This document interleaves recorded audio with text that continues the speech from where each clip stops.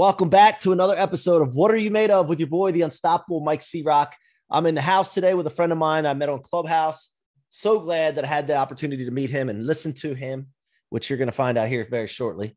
My man Marcus Black is in the house, and he is a former pastor and a current urban missionary providing leadership and mentoring programs to several inner city schools through YFC International. Recently named one of LA Weekly's top 10 keynote speakers to watch in 2021.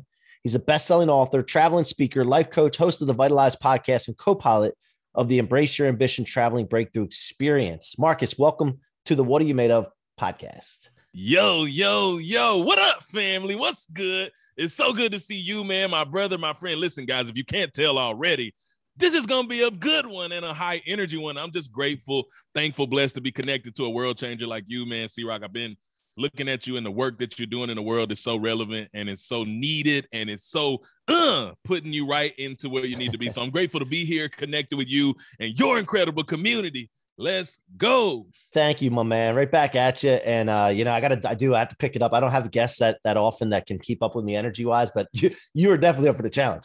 So I want to start the show like the same way we always do. We have a tradition of asking the question, what are you made of? Man, I love the question. And you ask me what I'm made of. The first thing that comes to my mind is sugar and spice and everything nice. But that's absolutely not what I'm made of. I would say a little part fortitude, a lot of just overcoming the adversity. When I think about it, I think of my life and I think about everything I've been through. And I know I'm no different than you. Like, we've all been through things. You have your traumas and your trials, and I'll spare you all the gory details. But what I've learned in this life is that success and failure run the same road, and there's no such thing as failure unless you quit or do not try. So if you want to achieve success, you just got to keep putting one foot in front of the other and don't quit. And that takes a lot of grit. That takes a lot of determination. That takes a lot of focus, takes a lot of intentionality. It takes a lot of growth. You got to have a growth mindset. You got to surround yourself with world changers like my man right here to be able to tap in, to learn. And through that, I just kept putting one foot in front of the other, man. So you ask me what I'm made of. I'm just literally a person who never quit, never gave up, and always was dedicated to learning, to growing, to overcoming the adversities I've seen. And there's been a lot. I mean, Death and I did the tango on multiple occasions, but one of the times maybe we did the salsa because it got real spicy and I'm not even supposed to be here. A Dance with Death literally almost took me out of here. But those things which break so many people and cause so many people to be asking the question, why me? I was that person for a while too. I learned the question was never why me, it was what for, and what are these experiences trying to teach me so that I can level up, walk in my purpose and teach others. And that's what I'm doing now. So you ask me what I'm made of. Just a person who is all about service, man, serving people, serving communities, taking the things I've learned through my traumas, packaging those up in purpose to help you walk in yours. Straight up. Love it. Perfectly well said. So what I notice a lot about us that want to lift others up, that want to encourage others, is that we're really speaking to ourselves a lot of times. Like when I'm looking at the camera a lot of times and I'm on social media, if I'm on, even Clubhouse, man, I'm talking to myself. Like, C-Roc, let's go. By the way, this show's name, What Are You Made Of? It's something that I said to myself as a young kid, because of all the stuff that I went through when I was younger, going to child psychologists to see if I knew or if I was mature enough to make a decision of whose house I wanted to live in, and the fighting that I dealt with, and all the like all the broken people I was around. Like, dude, what are you made of? This ain't nothing. That's why I'm able to be successful. That's why I'm able to go and ask and raise money for tech, millions of dollars. That's why I'm able to do these things, is because I ask myself that question. But do you find that from yourself and people like Les Brown, people we know and hang around with, Grant Cardone, they are talking to themselves? Am I right? You're absolutely right. And if you're not talking to yourself, then you are crazy. They've always said, if you talk to yourself, you must be crazy. No, if you're not talking to yourself, you're absolutely crazy. So one of the things people ask me is, man, how do you speak with so much energy? Where does that come from? Where does that oomph come from? How do you man, I wish I had that. And I'm like, do you though? because the reason I speak with so much conviction is because I believe the words I'm saying to you with my whole heart. Why do I believe them with my whole heart? It's because of the situation and the adversities that I faced and where I sat. So when I sat as a 25-year-old man, when I sat as a young man, 25, 26, 27, as a newlywed, trying to navigate breaking the generational curses and traumas and us becoming homeless and us losing jobs and all of these things, and my wife with tears looking at me in my eyes, asking me how this is going to work out. And I don't know, like, I think of all that pain and I think of all that trauma, and those messages that I'm communicating to you like this with all this heart and this passion is what I was saying to myself then. Because I look back at that person who felt so lost, who felt so confused, and who didn't know how to figure it out, was just surviving. I'm talking to that person to let them know you can do this. I'm talking to that person to let him know you can overcome any situation and circumstance. You've been doing it your whole life, and this is going to be no different. So all of that to say, and I even gave you an example, I communicate with this conviction because I'm absolutely talking to that person. I'm talking to the younger me and all the people who represent the younger me who are sitting in the situation in which I sat, and they don't see the way out of it. And I want to show you that based on the experiences I've been through and what I learned, but I'm communicating to me as much as I'm communicating to you. The new revelations I get that are helping me get to the next level is all I'm doing is packaging that and passing it back to you. So you're a former pastor. It seems like you still are a pastor. Did you preach this way, in this manner, with this energy and passion? Man, I can't get away from it. I literally just preached on Clubhouse last night. So I used to hate the term pastor. It just means shepherd. Listen, it is what it is. Teacher, I am what I am. Yeah. Did I always communicate this way? Absolutely not. No, but in the church, like, see, here's the thing, man. I'm just going to be honest with you. Like, yeah. I don't want. I hope my pastor's not listening to this, because he does listen to this sometimes. But Pastor Sean, if you're listening to this, please don't take this the wrong way. But sometimes when I visited Black churches before, I've seen them on TV before, and not just the preaching, right, but the music, like, that's what I want to go to on Sundays. I'm like, this is not right. Definitely spirited. I definitely grew up in that environment. And the reason I never wanted to be a speaker is because I'm actually really reserved. I'm really shy and I'm really reserved. And so people would look at me and say, man, you got a gift with words. And I'm looking at these guys up here like, I'm like, hooping and hollering. I can't do that. That's not me. I didn't have that. Or so I thought, but really I just had to find a way to do it in my own way. And so I remember when it changed, though, there was a lady who was in my class and I hated speaking, and I worked for this mega church, and they were like, are you ready for your stage development? I was like, no, that didn't come with this. That's not what you didn't tell me that. And they said, what did you think was going to happen? You absolutely have to be in front of people on the stage. I was like, no, I'm not. They were like, you are. I was like, I'm not. They're like, you want the job? I was like, ah. So they put me on the stage. Hated it. Oh my God, I hated it. Did you really? It was very different than what you hear coming from me right now. But there was a young lady who was in my class. This was like 2.5 years into this job, by the way. So I was like very robotic, very like, just let me get through this, and a little charismatic because that's just who I am, but just trying to get through the information. And a girl stopped my class one day. She said, excuse me, sir. I was like, no. She was like, I have a question. And I was like, no. In my head, I was like, no, but I had to say yes. And I was like, yes, ma'am. And she just broke down. You know, that ugly cry, like broke down. And she said, listen, man, it got real fast. She said, my own family's in this building in the next room. They don't know that I slept on the street last night. They don't know that I was snorting Coke lines to drown myself from my misery last night. And I don't even want to be here anymore. Oh my God. In that moment, nothing else mattered. Nothing else mattered that I was communicating. Like, I threw my notes off the table, and next thing you know, I started talking to her heart. And I started telling her that in this moment, she could never be more significant than she was right now. I started telling her that it does not matter what you did before this moment. It don't matter where you were last night. All that matters is where you are right now in the bright future. So I just like, what just happened, but it was the first time it happened. So it's kind of like you watch superhero movies and they like, first get a new power, but they can't control it. So it's like crazy. That's kind of how all over the place. Yeah, I was like, I didn't know how to control it.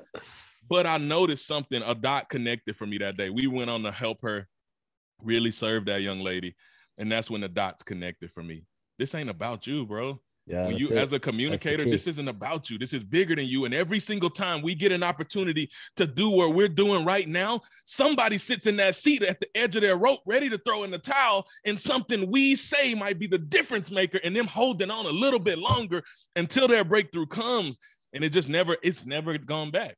Like it never turned back. My wife was like, bro, who are you? This ain't you. But it was like, I just took the cage off and now I don't care no more. That's me. You getting what I got. Yeah. I like that because I talk about that. When I read the 10X rule the first time, that's the first time I heard of Grant Cardone, and it unleashed the beast, like the good beast, right? Like I was so introverted from the people that I was around when I was operating off of my I started operating when we're all born, we're operating off of ourselves, our I, the letter I.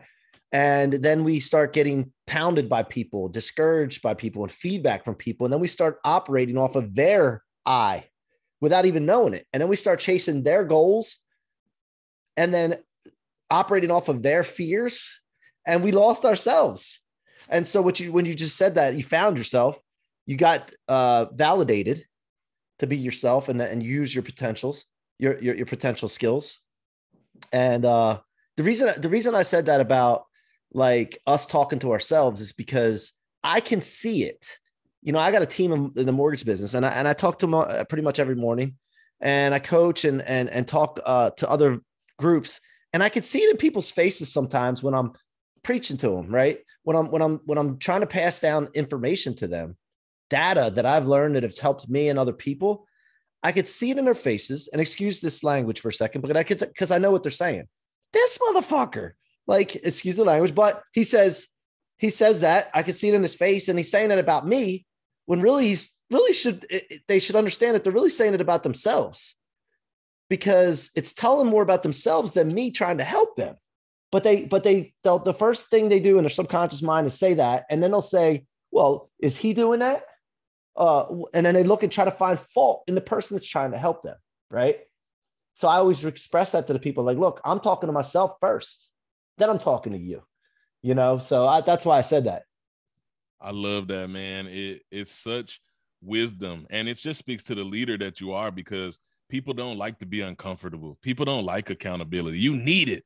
You like 95% of studies shown to accomplish your goals. If you got somebody that's coming and stepping on your toes and holding your feet to the fire, people don't like it though, because it speaks to the part of us that we don't talk about a lot, which is my deficiencies or my inadequacies, which may not actually be inadequacies. It's just an area of improvement, but we're looking at it as insecurity from an insecure mindset.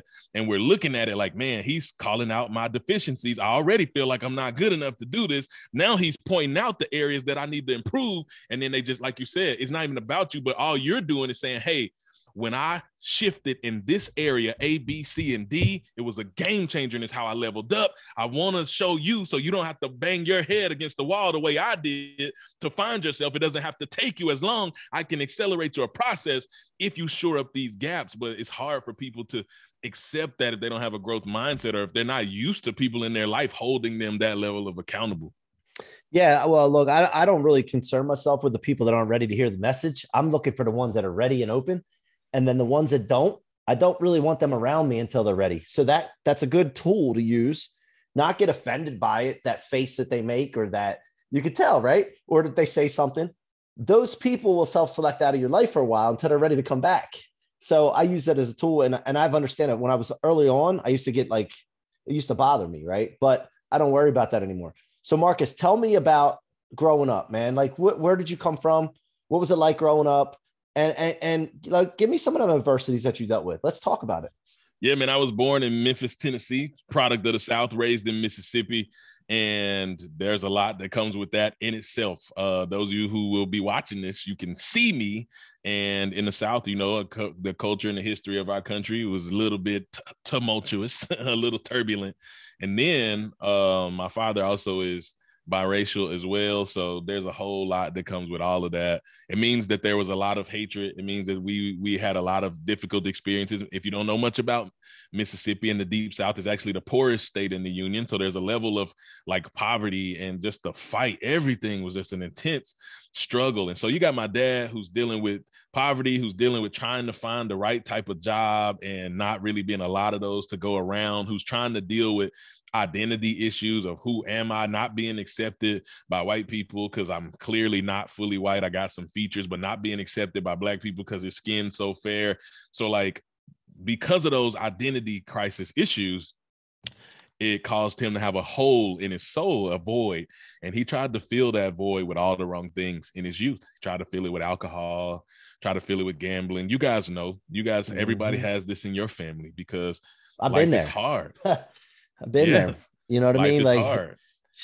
And so that made him angry a lot. And it, my childhood centers around a mom who's a church secretary, but just trying to figure it out herself. They both worked hard. I mean, he was functioning. He was an alcoholic, admitted, but he was functioning. So he held down a job, but then destructive principles caused us to be homeless, caused us to lose cars, in and out of houses with family members, a family of 5 with teenagers. You know how that goes. Everybody got baseball games. We don't have one vehicle because it got repossessed. I mean, a lot of times like lights would be off for like a long time, like not like an hour, like days. And I mean, just I think through it in my head. It's like I could go on and tell you the most nightmarish horror stories.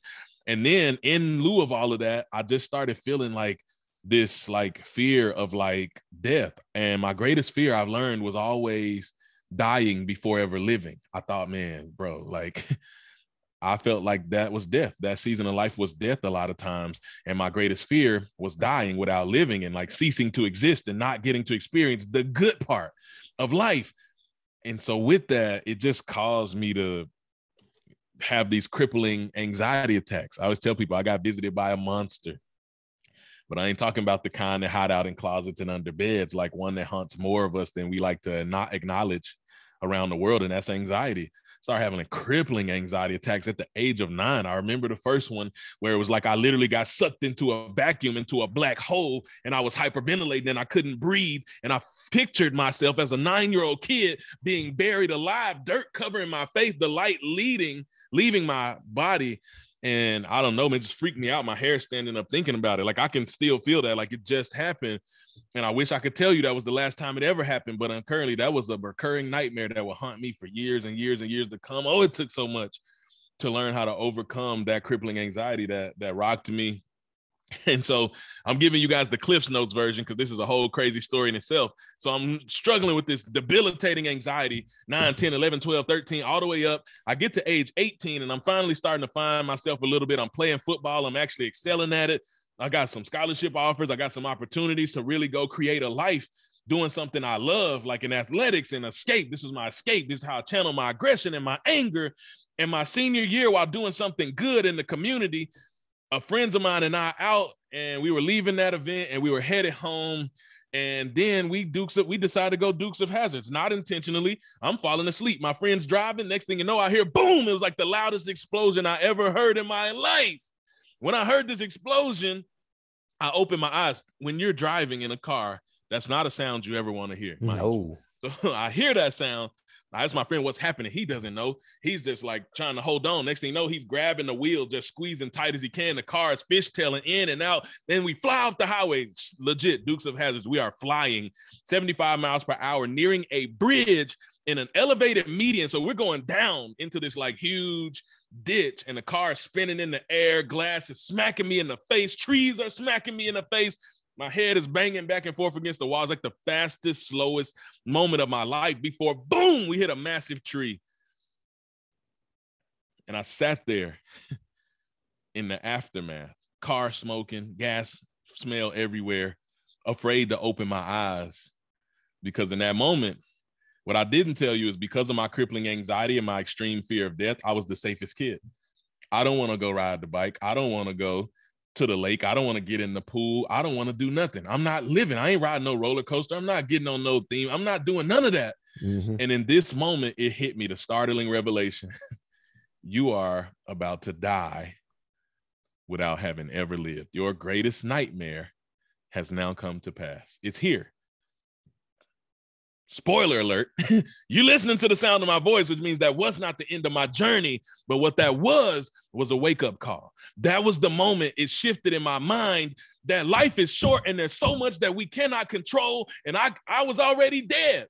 I was what so many people right now are doing, which I call it AMCing. Stop AMCing, and what that means to me is walking dead. Stop walking dead. Wake up. I don't care if it's your worst day on the planet. There's always something to be grateful for. When I hit my greatest adversities, I know it's just a minor setback, but I'm coming back because I'm not going to quit. And I know that this life I have and the moment we have this conversation is a gift to me. And so I live that way. I talk like this on a regular. You will be on the phone with me and I'll be talking like this. I'm like, oh, this isn't just his stage voice. Like, no, I live with urgency. Because I know how fragile life is and it's not promised to us forever. So I just want to make it count. Yeah. I love it. So who are some of your favorite mentors growing up? Man, what's crazy is I didn't have many. Like, I don't know. I feel like I was in such a survival mode. I know as a little kid, it was just my mom. My mom was the shining light in my life. Then my pastor, my preacher, who was doing all of that big energy. But he looked out for me. He showed up for me. He taught me. He treated me like I was his own a lot. And then my football coach. My football coach taught me the importance of leadership. He made me a leader. He taught me about growth mindset, learning. He put me on film one day when I was in 9th grade. That team was ridiculous, the varsity, but I got to practice with them. So I was a little athletic. Several of those guys went on to play in the NFL. One of them, my cousin, shout out to you, Kevin Dockery, defensive backs coach for the Kansas City Chiefs right now, but he played several years, won a Super Bowl with the Giants. This team was loaded, and I'm practicing with them and horrible. My form is horrible. My technique is horrible. And we came after that practice, and he put that on a big screen with a red laser pointer and was like, who is this? Who is this? And I didn't want to answer. He said, who is this? And I had to tell everybody it was me. They were kind of chuckling. And he just ripped it apart. And I was so hurt by that, especially with my home environment. I knew I was going to go home. So I was like, man, I suck.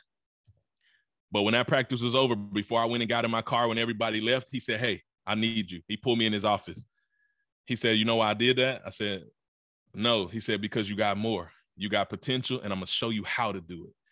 He said, I don't ever want to see what we saw on that screen again, and I never want you to feel this feeling again. And he showed me how to shift my stance. He literally, for 30 minutes, one-on-one, coached me, and I learned the valuable lesson of coaching at an early age. And I went back the next day, and he re-put me on the film, and he showed me dominating somebody who went to go to the NFL. And I went on to win first team, all metro, all county, all of these different accolades. And I got really good, but I learned the reward. If you don't get offended, if you don't allow these things to make you feel like you're inadequate and you accept the teaching and you make the adjustment, I learned that lesson early. You can really boss up and become what you want. So that was in the early years. Of course, when I was a young man, I started watching Les Brown, never knowing I get to work with him one day. That's wild. That I get calls from him, and he personally mentored. Trent Shelton is one of my greatest mentors. He's the person who saw me before anybody else. That's my brother, my friend. He believed in me when nobody else did, and now a lot of people believe in me. Love it, man. Did you play in college? So I was going to play in college, but when you go to college to play football, you have to get a real physical. It's no longer bend over and cough. And I learned from that accident that I survived and walked away from. I did have some structural damage in my neck. And it was there's a strong chance you could wind up paralyzed. You can still go, but if you hit it the wrong way, you're done. And I had to make a decision as a young man to hang it up. And it broke my heart. I feel like I was losing everything, my life, because I loved it so much, but it also wasn't worth. I feel like now, obviously, God had another plan because he knew I was going to be doing what I'm doing now. I didn't know, though, and I thought it was over. But, I had to hang it up because of the injuries that I didn't even know I had because I didn't even go to the doctor. I played 2 years in Division III, but still college, and it is a job. They do check you out deeper. And I had a concussion my senior year in high school, lost my short-term memory for a week. And I remember them telling me, it's not worth it. Don't play anymore. You're not going pro. And I wasn't. I mean, I'm 5'6 3/4. I relied on my intelligence to get to places faster than my speed would allow. But I remember that feeling, man. Like, this is everything to me. Don't tell me that. Like, And I don't know, like, I can't remember if I was a senior, if I still thought I was going to go pro or something. I don't know. We did. I didn't want anybody tell me anything. Like, I have this thing in my head. I'm doing it. Listen, man, in the greatest region in Mississippi, in the state of Mississippi, I was first team all region as an offensive lineman. Now I could squat 800 pounds. I could bench press 450. Like, I was ridiculous. I ran a 4.8 in the 40 at 300 pounds. Like, jeez. I was ridiculous, but I was 5'9". Bro, you're not going to the NFL as an offensive lineman at 5'9". Like, hang it up. You could play D tackle. Whoa, you could play D tackle at 5'9". I did play both, but he specialized because we had a big enough school. He just, we did one side of the ball, but I really could. In college, they were looking at me for like a nose guard. Yeah, I was gonna say, because my son's 15. He's never played football before, and he played his freshman year during COVID, and they had a spring season because the fall was canceled. And then he went right into his sophomore year, like very short turnaround, which was pretty cool. And he, like I said, I'm 5'6 3/4. A lot of people see me in person. They're like, "Oh, I thought you were taller." They say two things to me, Marcus. They say, "I thought you were taller," and they see my wife and they're like, "You're married to her?" So, and I'm like, "Okay, I'm done talking to you." But my son is big. Like, he's 6'1", 217, and he's only a sophomore. Oh yeah. And so I don't know where he got that from, and his legs are tree trunks. So I'm looking forward to watching him play, and it's he loves football, so it's just a great thing. So as we wrap up here, two more questions. What are you doing right now that's lighting you up the most, that's exciting you the most? And following that, what do you have your sights on, and what's the vision for the future? Oh, that's beautiful, man. I can tie all of this up into a bow. So when I was working for a church, I was director of discipleship, mega church, a lot of people, but my heart started burning. And it felt weird, made me feel bad. Cause I mean, this is a good thing, bro. You tripping. But I had this vision of a platform that doesn't exist that I was supposed to create to go and like transform people who are far away from God, people who still need love, still need hope, still need motivation, still need inspiration, but maybe have been hurt by church, been hurt by God people, and have given up. Maybe they just don't care about it. I don't care. They still need love. And I had to ask the question, man, it don't matter how good we're doing this in this building, who's going to go and get those people? And I felt an urge that like, it's supposed to be you. And I had a conversation with God and said, nah, man, nah, that ain't me. That's not my thing. But he was like, nah, it's supposed to be you. And so after a year of wrestling, I talked to my superiors. I walked away. Let me stop you for a minute. With all due respect, can you explain to the audience what you mean when God, because some people don't understand this. When we talk like this, like God told me this. Thank you. Can you explain in a little bit more granular detail, like what that meant to you and how God did that? Absolutely. So I'm glad you said that and slowed me down, because most of the audiences, I never know where I'm speaking. So thank you for that. So I always tell people, like, if you're looking for an audible voice to talk into your ear, that is not what you're going to get. God is not talking to you audibly. So if you feel like, well, I never heard the voice of God, something must be wrong with me. False. That's not what it is. What it is an intuition and a connection to the spirit. It's a deeply, deeply convicted feeling in the pit of your core that comes out of when you're in a spiritual moment. So I was in a season of prayer and fasting. I mean, I wasn't eating. I drank water only for 21 days as I was wrestling. Yeah, it was intense. I ain't gonna lie. It was serious, but it meant that much to me. So I had no food, only water for 21 days as I was talking to God about, like, what am I supposed to do? I feel like I'm supposed to do something else. And at the end of that, I had such clarity. I had such a peace and a strong conviction that my season at the church had ended, and it was time for me to go and step into this mission. That's why I know it was God communicating to me, because of that spiritual connection, and it's like a deep intuition. So thank you for that. So I came out of that season, I left, and then it got hard for a while. Like I decided I was going to do what I'm doing, build a platform. I don't know what I'm doing. I'm going to become a motivational speaker. I'm going to become one of the top in the world. I don't even like speaking. I failed public speaking in college. It doesn't make sense, but it's what I know I'm supposed to do. So I'm going for it all out. I reached out to Trent Shelton. I had been supporting him for a while, and we had met a couple of times. I asked him to be my coach. And his assistant hit me up and was like, yo, don't get your hopes up. He's very protective of it. He's like you. Like, I'm not working with everybody. They got to be serious. I protect my time and my energy and my space. And I don't want people who just want the cloud of like thinking that it'll blow them up. Like, I want somebody that's driven, that's hungry, that's willing to invest in themselves.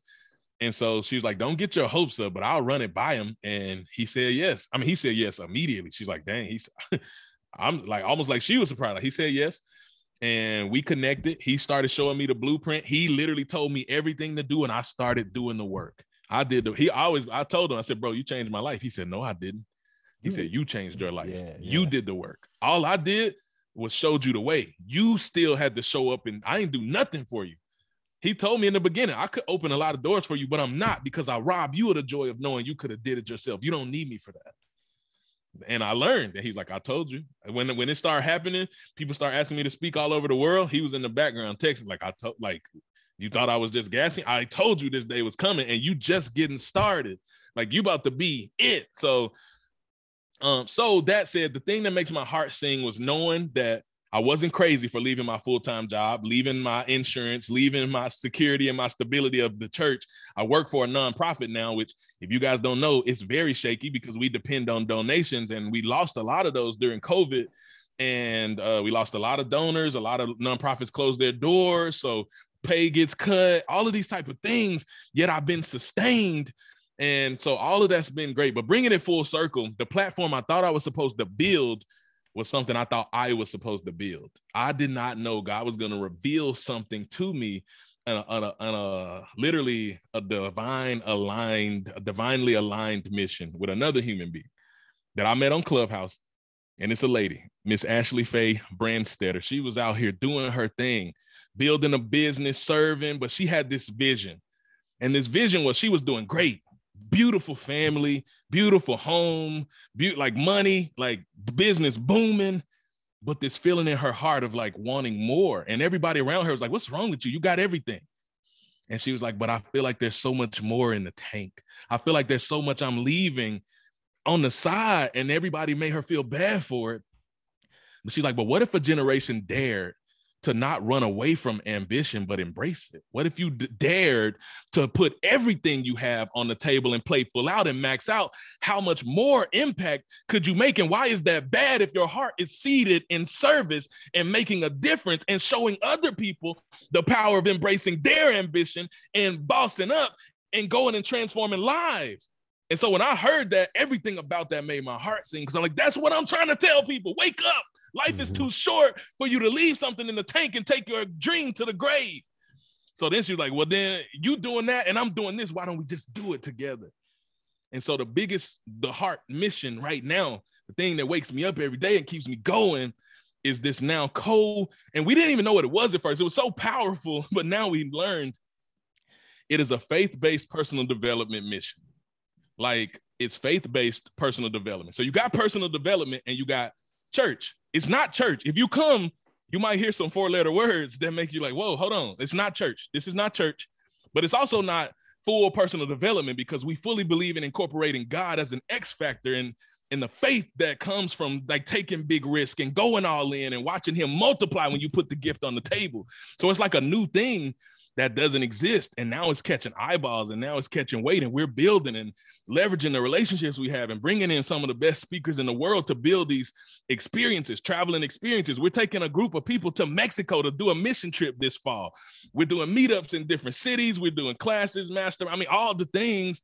And we just got asked to go speak internationally in Egypt. Like, it's crazy right now. It's taking off, but that's where my heart is.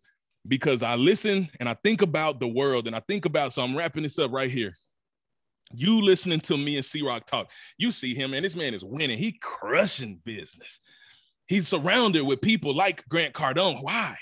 Because you can see when somebody's hungry, when they're driven, and the result of them stepping into everything they have and playing full out, right?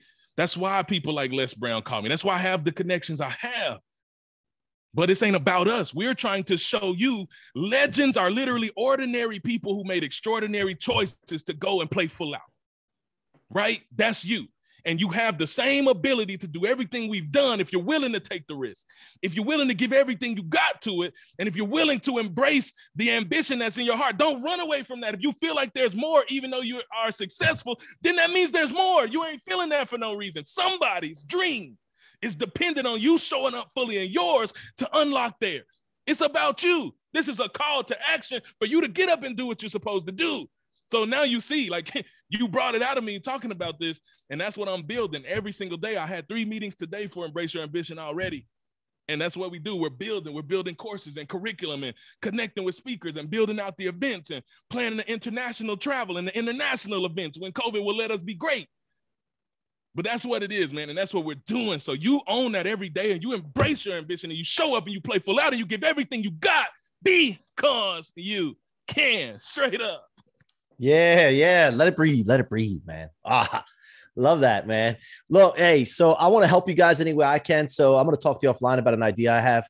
But man, look, you're on the right track. I just want to encourage you because I know enough about you. I know what you're doing, but I want to encourage you that when you get off of here, I want to encourage you to say, am I playing a big enough game?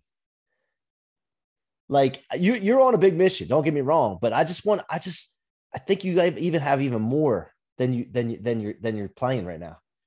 And I just want to challenge you. I don't do this to everybody, but I just feel like that was on my heart, and I want to see where it goes, man. And you may have that thing that comes in your mind. It's like this, but that's okay. But I just want to challenge you, man. And anything I could ever do to help you, all you got to do is holler for your boy, man. Man, I love that. And I love you for saying it. I appreciate that. It's very rare that we step into a space of leaders who be like, there's more. So whenever there is, we lean in because we're the more type of people. So yeah. Give us some open. more. I appreciate you. I love it, man. Well, how can my audience engage with you? Man, feel free to hit me up. You can tap in with me at M Black Speaks everywhere. I'm on Clubhouse at M Black Speaks. I'm on Instagram at M Black Speaks. Those are the best places to see me. If you want to connect with me, hit me there. I got a website, mblackspeaks.com. And also now Embrace Your Ambition. So hit up EYambition.com and you can see everything we got going there as well. Love it. Go support Marcus Black. He is unstoppable, just like your boy Mike C-Roc is unstoppable. And just like you listening today are unstoppable, whether you know it or not. Until next time, keep being unstoppable.